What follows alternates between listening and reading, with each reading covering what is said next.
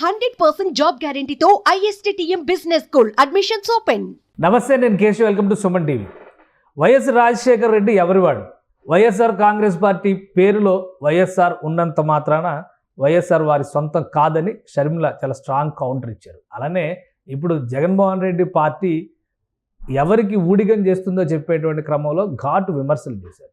షర్మిల దూకుడు వైఖరి, ముఖ్యంగా ఆంధ్రప్రదేశ్లో ఎన్నికల ఫలితాల తర్వాత షర్మిల వర్సెస్ జగన్ మరింతగా ముదురుతోందా? ఈ అంశం పైన విశ్లేషణ చూద్దాం. మనతో పాటు పొలిటికల్ అనలిస్ట్ చందు శ్రీనివాస్ గారు ఉన్నారు. శ్రీనివాస్ గారు నమస్కారం. నమస్కారం. షర్మిల గారు చేసినటువంటి కామెంట్స్, ముఖ్యంగా పార్టీకి సంబంధించి వైఎస్ఆర్ కాంగ్రెస్ పార్టీ, అలానే నిన్న చేసినటువంటి కామెంట్స్ కూడా ఇంకా ఘాటుగా ఉన్నాయి. సో ఏ విధంగా చూడాలి ఇది? వైఎస్ఆర్ ఆయన ఫ్యామిలీ లెగసీ ఎవరి వైపు వెళ్తుంది అనేటువంటి చర్చకు కూడా ఈ మాటలు బీజం వేస్తున్నాయి. సో మీరు రియాక్షన్ ఏంటి? డెఫినెట్గా అంటే ప్రజలు ఒకసారి సెంటిమెంట్ ఒకసారి చూస్తారు.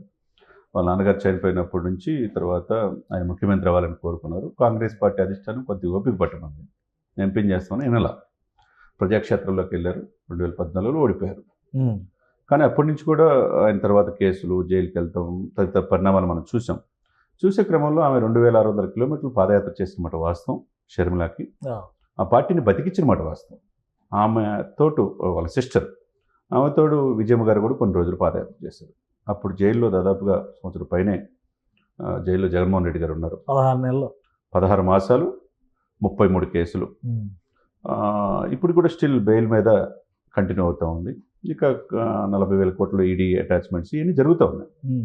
అంటే మనం చెప్పిందే కాదు, అసోసియేషన్ ఫర్ డెమోక్రటిక్ రిఫార్మ్స్ అనే నివేదిక ప్రకారం ఈ దేశంలో అత్యంత ఎక్కువ కేసులు ఉన్న ముఖ్యమంత్రి అప్పుడు ముఖ్యమంత్రి, ఇప్పుడు మాజీ ముఖ్యమంత్రి. అప్పుడు జగనన్న వదిలిన బాణం అని చెప్పేసి ఆమె ప్రజాక్షేత్రంలో వచ్చిన మాట మీకు తెలుసు, మనకు తెలిసిన విషయం. నిజమే, ఒక ఆడకూతురు ఈ దేశ చరిత్రలో అన్ని రోజులు ఆడపిల్ల పాదయాత్ర చేయటం అంటే ఒకవైపు మోకాలకి ఇబ్బంది పడినా ఫిజియోథెరపీ చేయించుకొని తన బిడ్డలను కూడా వదిలేసి నేను మైనర్ సర్జరీ కూడా చేసుకొని తిరగటం అంటే మామూలు విషయం కాదు. అదేవిధంగా తెలంగాణలో తన ఉనికిని కాపాడుకోవడానికి ఇక్కడ కూడా పాదయాత్ర చేశారు. కానీ తెలంగాణ రాజకీయాలు వద్దని వదిలేసి కాంగ్రెస్ అధిష్టానం పిలుపు మేరకు యంగ్స్టర్ అండ్ మహిళ, మొట్టమొదటి మహిళ 100 సంవత్సరాల చరిత్ర ఉన్న పార్టీకి ఆంధ్రప్రదేశ్ అధ్యక్ష తీసుకున్న డే 1 నుంచి కూడా తన అన్న మీద జగనన్న వదిలిన బాణం జగన్ పక్కలో బలిలాగా తయారైన మాట వాస్తవే. సూటి ప్రశ్నలు. 5 సంవత్సరాలు ఎందుకు ఊడిగం చేసావు? పోలవరం ఎందుకు పూర్తి చేయాల? స్పెషల్ స్టేటస్ ఎందుకు తీసుకురాలేదు? ఉద్యోగాలు ఎందుకు ఇలా? మద్యం ఎందుకు ఇంత కల్తీ అవుతుంది? సరైన మౌలిక సదుపాయాలు ఎందుకు తీసుకురాలేదని చెప్పి స్ట్రైట్గా ఒకవైపు పవన్ కళ్యాణ్ గారు వారాహి ద్వారా ఎంతైనా పదజాలంతో ప్రభుత్వ వ్యతిరేకత గురించి మాట్లాడాడు.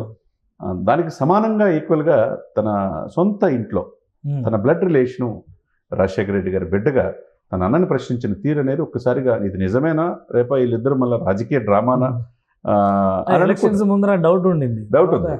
స్టిల్ కంటిన్యూ అవుతుంది కదా? స్టిల్ కంటిన్యూ అవుతుంది. కాకపోతే ఇక్కడ ఏంటంటే ఇది నిజమేననేది అర్థమైపోయింది. ఎందుకంటే వాళ్ళ రాజారెడ్డి మ్యారేజ్ విషయంలో కూడా అంటున్నట్టుగా ఉన్న తీరు కావచ్చు, ఇవన్నీ చంద్రబాబు నాయుడు గారిని కలవటం, పవన్ గారిని కలవటం, ఇవన్నీ కూడా పరిణామాలు ఏంటంటే రాజకీయంగా వ్యూహాత్మకంగా అడుగులేసింది అనేది చెప్పాలి.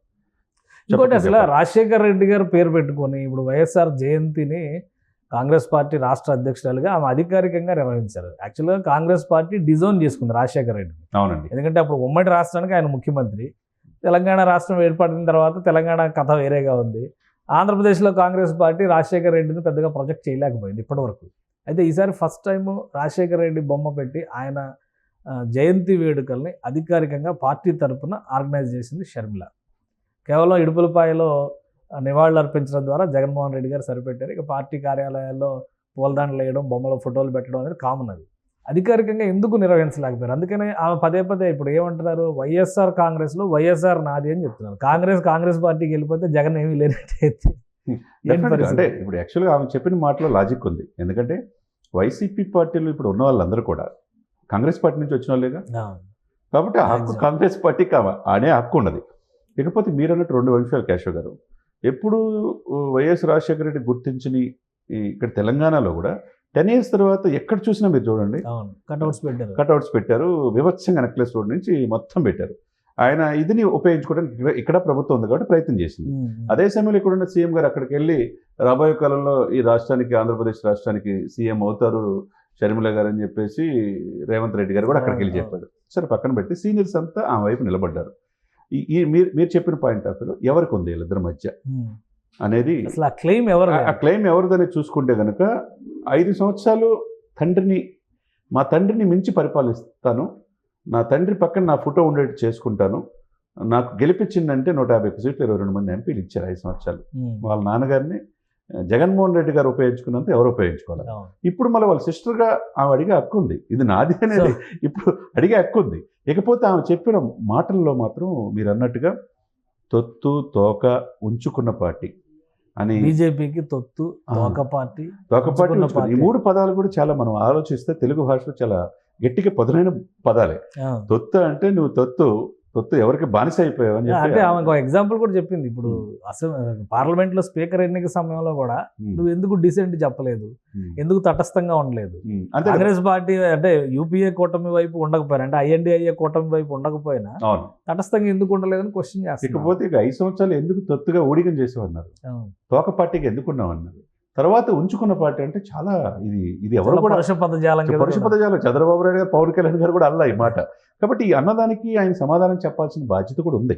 ఒక రకంగా ఎలక్షన్స్లో MP election Avinash Reddy support చేసే క్రమంలో కొద్దిగా సిస్టర్స్ని కూడా ఎగరెస్ట్గా చంపిన వాళ్ళు, అప్రూవల్గా మారిన వాళ్ళనే సపోర్ట్ చేస్తూ తిరుగుతారు కొంతమంది, నేనేం చేయలేననే మాట మాట్లాడటం, జగన్ అనటం ఇవన్నీ ఉన్నా కానీ డాక్టర్ సునీత గారు చెప్పిన విషయంలో, వాళ్ళ నాన్నగారు వివేకానంద గారు చనిపోయిన విషయంలో సునీత గారు ప్రశ్నించిన దాంట్లో సమాధానం చెప్పలేకపోయారు. అదేవిధంగా షర్మిల గారు ప్రశ్నించిన దాంట్లో సమాధానం ఆనాటి ముఖ్యమంత్రి చెప్పలేకపోయాడు. ఇకపోతే ఇప్పుడున్న పరిస్థితుల్లో ఈ మాటలు, ఈ తీరు, ఇది ఏ విధంగా దారి తీస్తుందో మనం ఎదురు చూడాలి. సో ఇది ఫైనల్గా వైఎస్ఆర్ అనే బ్రాండ్ ఇమేజ్ కోసం ఆయన కుమారుడు కుమార్తె పడుతున్నటువంటి పోటీ పోరాటంలో అసలు ఏం జరిగిద్దో చూడాలి. ప్రజలు ఎటువైపు ఉంటారో కాలమే నిర్ణయించాలి. ఎందుకంటే ప్రధాన ప్రతిపక్ష హోదా కోల్పోయి ఉనికి కోల్పోయింది. చివరికి 151 సీట్లు 22 మంది ఎంపీలు ఉండి కనీసం జిల్లా క్వార్టర్స్లో కూడా రాజశేఖర రెడ్డికి ఫోటో వేయలేని, దండ వేయలేని పరిస్థితిలో ఉన్నారంటే ఇంకా దాని గురించి ఏం చెప్పుకోవాలి. వాళ్ళ కూతురైన నయం అక్కడ ఇడుపులపాయితో పాటుగా మొత్తం 2 రాష్ట్రాల నుంచి అందరిని పిలిచి వైఎస్ ఎవరైతే సన్నిధులు ఉన్నారో అఫీషియల్ ప్రోగ్రాం నిర్వహించారు. మరి ఆ విధంగా ఎందుకు జగన్మోహన్ రెడ్డి గారు చేయలేకపోయారు? అంటే పార్టీ సరైన పరిస్థితులు లేరనా, కేడర్ దూరం అయ్యారనా, లేకపోతే నాన్నగారి లెగసీని ఏంటిది అనే అయోమయంలో చేసుకోలేకపోయాడా? రకరకాల పారామీటర్స్ మీరు అన్నట్టు సమయం, కాలం ఏం చెప్తుందో ఎదురు చూడాలి. రైట్. థ్యాంక్ యూ శ్రీనివాస్ గారు.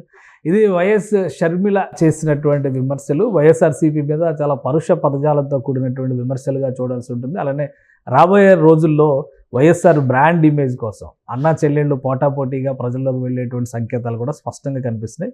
ఇక ప్రజలు ఎటువైపు నిలబడతారో చూడాలి. ఇది special discussion. Keep watching. Suman టీవీలో మీ పర్సనల్ అండ్ బిజినెస్ ప్రమోషన్స్ కోసం కింది నెంబర్కి కాంటాక్ట్ చేయండి.